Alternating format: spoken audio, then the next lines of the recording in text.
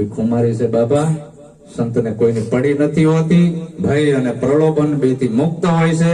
કદાચ કોઈ એને જોડા મારે તો એને કઈ અસર નથી, અને કોઈ એને ફૂલના હાર પહેરાવે તો અસર નથી, કોઈ એની જય બોલાવે તો એને કઈ ફરક નથી પડતો, ના બોલાવે તો ફરક પડતો નથી. એ તો બીજાના ઉદ્ધાર માટે છે. સંત મૂળદાસ જેને પરમાર્થના અર્થે કેવા કામ કર્યા. લુહારની જ્ઞાતિમાં જન્મેલ સંત બીજ પલટે નહીં, જાય જુગ અનંત, ઊંચ નીચ ઘરે અવતરે, આખર સંતના સંત. એ લુહારના કુળમાં મૂળદાસજીનો જન્મ થયો, એના લોહલંગરી ગુરુ મળ્યા, અને જે એને પરમાર્થના કામ કર્યા છે એનું કામ છે આ ભજન કરવાનું છે. અને ભજન કરે તો એનું ફળ મળે.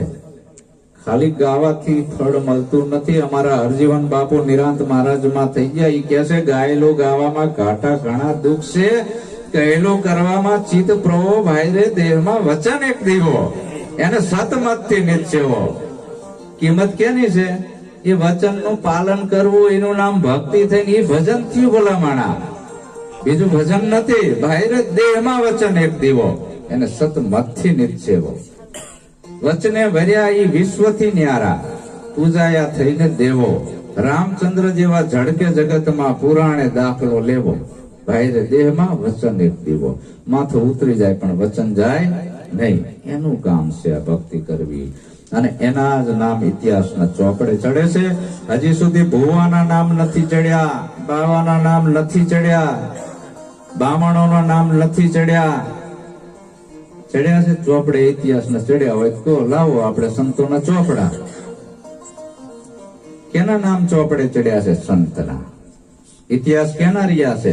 સંતના, ભગતના, સુરવીરના, દાતારના.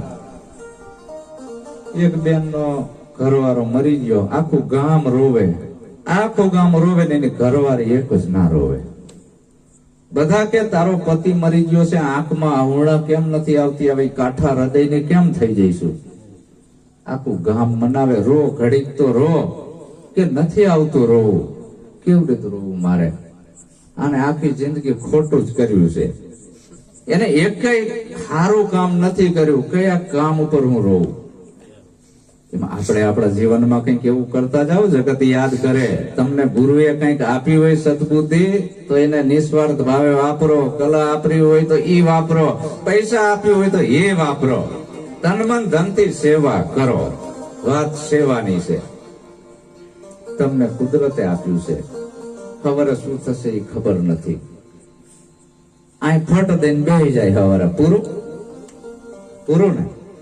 મને તમને ખબર નથી, કોરોના આવ્યો, ઝપાટો બોલાવી દીધો ને બધાયનો. હાવ ઝપાટો બોલાવી દીધો. એટલે બાપા આ તો કુદરત મહારાજની વસ્તુ છે, આપણે નથી. સદગુરુ બાપાની વાત.